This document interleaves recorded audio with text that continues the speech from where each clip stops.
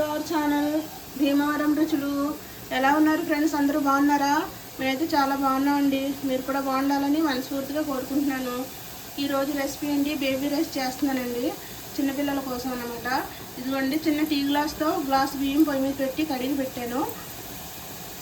Water పోస్తున్నాను. బంగాళదుంప తురిమండి, ఇది చిన్న బంగాళదుంప అన్నమాట, తురిమాను. క్యారెట్ తురిమిది, రుచికి సరిపడ్డా. ఇది మొత్తం కలుపుకుందాం ఒకసారి. ఇది చికెన్ అండి, చిన్న చిన్న ముక్కలు చేశాను, ఒక చిన్న పీస్ అన్నమాట, కొద్దిగా చికెన్ అన్నమాట. తర్వాత చిన్న బటర్,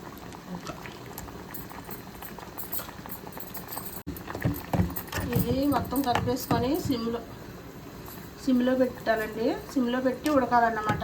ఇది మెత్తగా అయిపోవాలి. బేబీ రైస్ కదా, బేబీ తినడానికి చాలా బాగుంటుంది.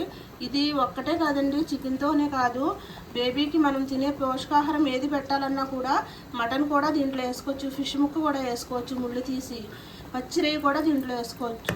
ప్రతిదీనండి, ఏదైనా సరే వేసుకోవచ్చు. ఇలా కాకుండా వెజిటేబుల్ అయితే మొత్తం అన్నీ వేసుకోవచ్చండి. బీరకాయ ముక్కలు, ఆలు, క్యారెట్ ఇవన్నీ కలిపి మనం తినేది ఏ తిన్నా ఇంట్లో డైలీ వారి మొత్తం దీంట్లో వేసి బేబీకి ఇలా వండి పెడితే పోషకాహారం బాగా అందుతుందండి. బేబీకి చాలా మంచి ఫుడ్ అండి ఇది. ఇలా ఒకసారి మీరు ట్రై చేయండి. కొత్తగా ఎవరైనా మా వీడియో చూస్తుంటే సబ్స్క్రైబ్ చేసుకోండి, మర్చిపోవద్దు. ఒక లైక్, ఒక కామెంట్ మాత్రం తప్పకుండా చేయండి, ఎందుకంటే మీ లైక్ మాకు ఎంతో అమూల్యమైనది. మీ లైక్ కోసం, కామెంట్ కోసం ఎదురు చూస్తూ ఉంటాను. ఈ రైస్ మాత్రం సిమ్లో పెట్టాలి. ఇప్పుడు ఫుల్ ఫ్లేమ్ మీద అవుతుంది, సిమ్లో పెట్టుకోవాలి. చూసారు కదా, స్లోగా అవుతుంది కదా, ఇంకా అలాగే అవ్వాలన్నమాట. మూత పెట్టేస్తున్నాను. ఒక్క పావు గంట ఇలా ఉడికాక చూపిస్తాను. ఇది చూడండి ఫ్రెండ్స్, ఇంకా ఇది ఉడకాలి, మెత్తగా అవ్వాలన్నమాట. మరి కాసేపు ఇప్పుడు పెట్టి నేను 10 నిమిషాలు అయ్యింది, ఇంకో 10 నిమిషాలు మూత పెట్టాను. అయిపోయిందండి రైస్. ఇది బేబీ రైస్ అయితే రెడీ అయిపోయింది. దీంట్లో కొద్దిగా నెయ్యి వేసుకుందాం.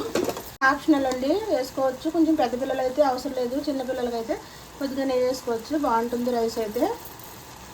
కదా ఎంత బాగా రెడీ అయిందో రైస్. ఇది చిన్నపిల్లలకి పెడితే ప్రతి వెజిటేబుల్ వేసి చేసుకోవచ్చు, ఇలాగా చాలా బాగుంటుంది. ఆఫ్లీ వేస్తున్నాను. ఇంకా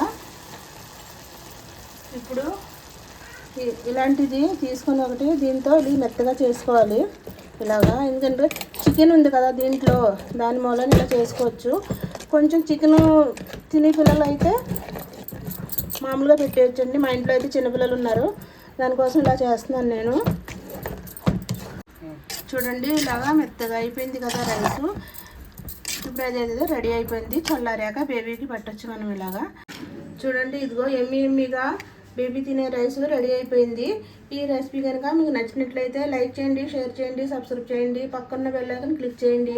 నేను చేసే ప్రతి రెసిపీ మీ వరకు వస్తుంది. మరిన్ని మంచి రెసిపీలు అయితేనండి. మళ్ళీ కలుద్దామండి.